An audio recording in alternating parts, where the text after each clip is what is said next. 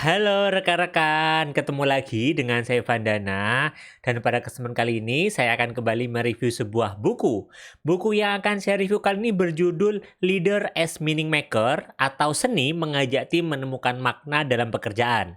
Jadi bagi rekan-rekan saat ini yang kebetulan seorang leader dan ingin membantu timnya untuk menemukan makna dalam kesehariannya, atau mungkin rekan-rekan yang sedang proses menjadi pemimpin atau ingin menjadi seorang pemimpin dan nanti harapannya ketika menjadi seorang pemimpin bisa membantu timnya untuk menemukan makna dalam kesehariannya, pekerjaannya sehingga mereka lebih produktif dan performanya meningkat. Buku ini bisa menjadi salah satu jawabannya. Dan untuk itu, yuk kita mulai review bukunya. Buku ini ditulis oleh Pak Yosef Batauna yang merupakan praktisi di bidang SDM ya atau People Development. Pak Yosef Batauna lahir di Flores, Nusa Tenggara Timur pada tanggal 11 Juli 1953. Seluruh kehidupan profesional beliau diabdikan di bidang pengelolaan sumber daya manusia di beberapa perusahaan terkemuka gitu ya, seperti Unilever di mana beliau juga sempat menjadi direktur HR gitu ya, Bank Danamon dan juga di Indofood. Nah, Pak Yosef sering menjadi fasilitator dan juga pembicara tamu di berbagai universitas dan konferensi publik. Selain beliau itu sebagai seorang fasilitator dan banyak sharing kaitannya dengan pengelolaan sumber daya manusia, beliau juga aktif menulis buku, salah satunya buku ini yang sekarang sedang saya review kali ini, dan beliau juga sering sekali menulis aktif di blognya yang bisa dikunjungi di www.yosefbatauna.com. Jadi bagi rekan-rekan yang penasaran dan kepo-kepo dengan tulisan-tulisan beliau, yuk silakan disimak blognya gitu. Mungkin rekan-rekan sampai sini juga mulai makin kepo atau penasaran gitu ya. Sebenarnya ini buku tentang apa sih gitu ya. Nah, kalau digambarkan di bagian awal buku ini digambarkan bahwa seberapa sering sih kita melihat orang-orang di sekitar kita itu seakan gak antusias dalam melakukan suatu. Kayaknya kita kan sering ya gitu dalam menjalankan aktivitas kita sehari-hari. Kemudian ada orang yang kayaknya gak berenergi, lemes, males-malesan, lemes, gak semangat gitu ya. Mereka melakukan sesuatu tapi kadang merasa enggan gitu. Kayak ogah-ogahan untuk bergerak atau istilahnya mager kali ya. Beberapa orang juga sering gitu ya sharing atau mengeluhkan bahwa mereka itu merasa kok kayaknya semangatnya itu nggak ada. Semangatnya itu menurun gitu ketika melakukan sesuatu terutama melakukan pekerjaannya. Dan apa yang mereka kerjakan sehari-harinya itu terkesan monoton, itu-itu aja dan kayak ya tidak lagi menarik bagi mereka. Nah, kalau kita melihat kondisi tersebut bisa jadi orang-orang ini gitu ya yang sedang merasakan beberapa fenomena-fenomena yang saya sebutkan barusan adalah orang-orang yang sedang kehilangan makna di dalam pekerjaannya atau dalam melakukan sesuatu yang harusnya dia lakukan atau kerjakan.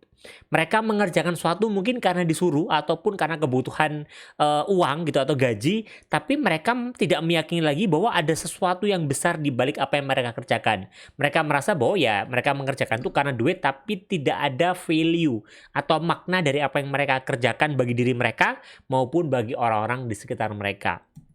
Masih di buku ini juga akan dibahas juga tentang kutipan dari Dave Ulrich gitu ya, tentang bagaimana sih caranya kita bisa memunculkan makna. Karena kalau berbicara makna mungkin teman-teman juga sudah mulai tahu agak susah gitu ya untuk bisa mendapatkan makna dari pekerjaan dan setiap orang itu punya pemaknaan yang berbeda-beda. Nah, Dave Ulrich itu menyampaikan gitu ya, ada 3 langkah yang bisa kita lakukan untuk kita mulai menemukan meaning atau makna, atau kita belajarlah setidaknya untuk bisa menemukan makna dari apa yang kita kerjakan, yaitu mengubah aktivitas yang saat ini mungkin sedang kita kerjakan menjadi experience atau how it's done dan akhirnya menemukan makna atau why it is done yang dapat diterapkan dalam aktivitas kita dalam membantu orang-orang di sekitar kita menemukan makna dalam keseharian dan pekerjaannya. Untuk lebih lengkap atau lebih jelasnya lagi tentang bagaimana merubah aktivitas menjadi pengalaman menjadi makna nanti akan dijelaskan di isi dari buku ini.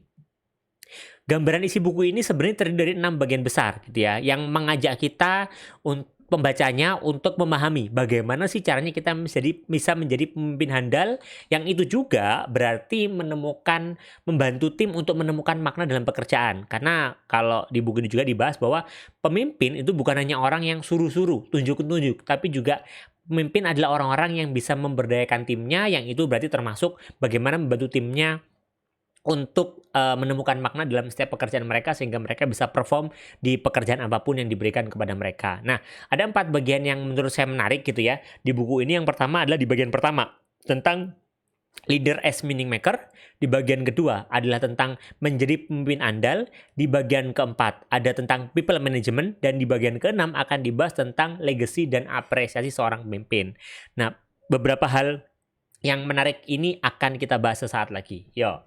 Nah, di bagian pertama dulu kita bahas tentang kaitannya tentang leader as meaning maker. Di bagian ini akan dibahas langsung langkah-langkah apa sih yang bisa kita lakukan prakteknya atau secara praktisnya untuk bisa menemukan meaning dari apapun aktivitas yang kita kerjakan. Jadi sebenarnya kalau saya tangkap ini tidak hanya untuk teman-teman yang ingin membantu orang untuk menemukan makna dalam pekerjaannya, tapi juga bisa jadi mulai dari diri kita sendiri. Bisa jadi bagi teman-teman yang sekarang belum menemukan makna gitu dari pekerjaan yang dilakukan setiap hari, teman-teman butuh untuk tahu teknik ini. Yang pertama adalah mengubah aktivitas atau sebutannya adalah what is done menjadi experience how it's done dan mengubahnya menjadi meaning atau why it is done. Salah satu contohnya di sini kalau saya boleh ambil contoh adalah tentang makan gitu ya. Aktivitasnya adalah makan makanan fast food gitu ya di restoran. Pengalamannya adalah makan kuliner atau makanan yang unik gitu ya di sebuah restoran fast food. Apa makna yang didapatkan dari aktivitas makan kuliner unik di sebuah restoran ini gitu ya? Yaitu kebersamaan keluarga ketika makan bersama untuk mempererat komunikasi ke depannya. Jadi yang aktivitasnya adalah makan makanan fast food, pengalamannya adalah makan kuliner unik di sebuah restoran dan maknanya adalah kebersamaan. Jadi ini bisa teman-teman praktekkan dalam setiap aktivitas apapun yang teman-teman kerjakan.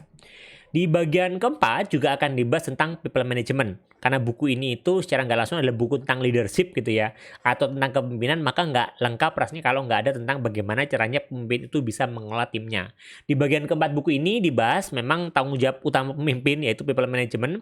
Nah, di sini ada beberapa hal yang perlu kita perhatikan. Yang pertama di sini adalah tentang people first ya.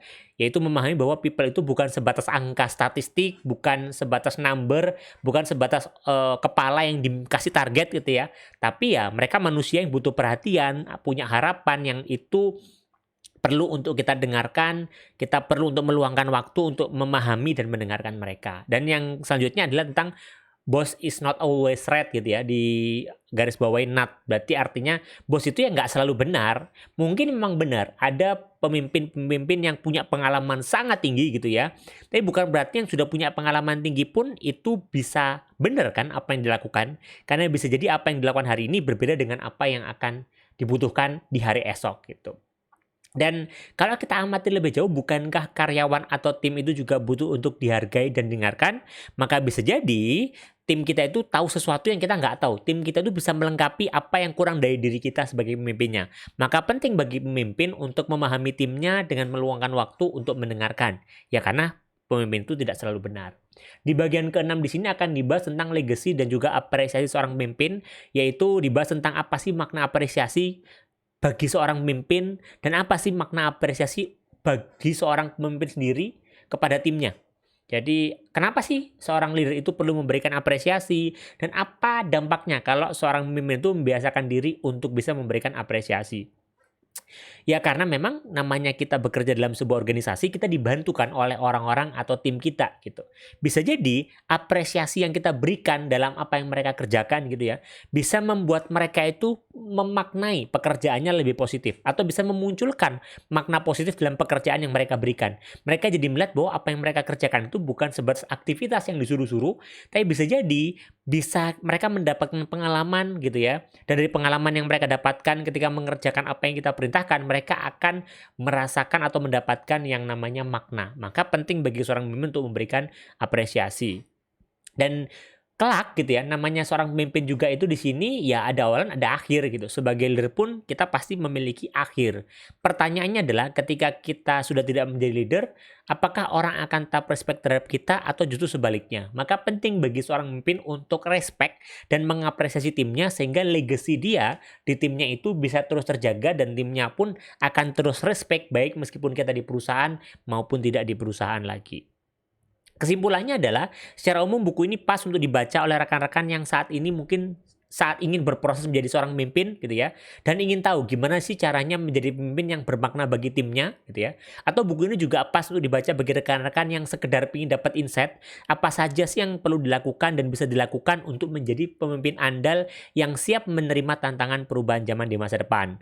Karena namanya leader atau pemimpin itu punya keterbatasan, terutama kaitannya dengan masa depan. Bisa jadi tim kita itu hadir untuk melengkapi kita, dan kita pun harus melengkapi kehidupan tim kita dengan memberikan makna di dalam pekerjaannya. Mungkin itu teman-teman yang bisa saya sharing pada review buku kali ini. Moga-moga bermanfaat, dan silakan cari bukunya kalau emang ada di toko-toko buku terdekat. Dan sampai ketemu di review buku selanjutnya.